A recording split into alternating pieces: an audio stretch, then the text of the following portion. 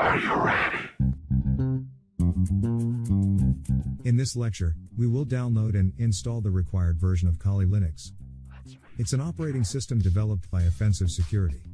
These guys are into cybersecurity and ethical hacking games since the year 2006. Back then, there was no Kali Linux. Instead, Offensive Security released Backtrack, an operating system based on Knoppix Linux distribution. Backtrack immediately gained an appreciation of people who worked in the field of digital forensics, as it already had some powerful tools pre-installed. In 2013, Backtrack was rebranded and eventually it became Kali Linux.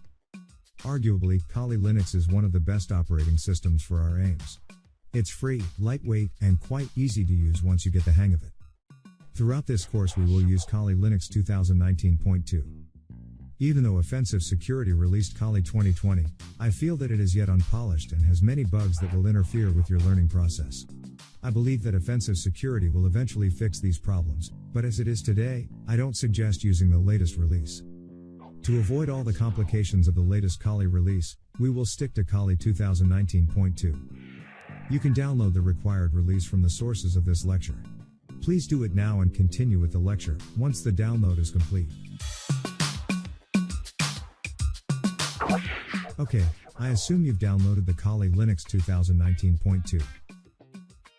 You can import Kali Linux into VirtualBox by simply double-clicking the downloaded file. In this window you need to indicate the directory where data generated by virtual Kali Linux will be stored. Actually, it's quite an important part. Be sure to indicate drive with at least 40 GB of free storage available. In my case, this is drive D.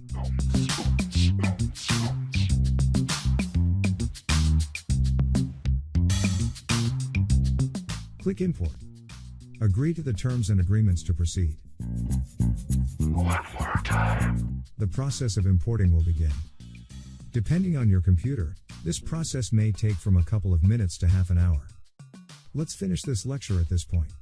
In the next lecture, we will configure our virtual Kali Linux and launch it. Rewind.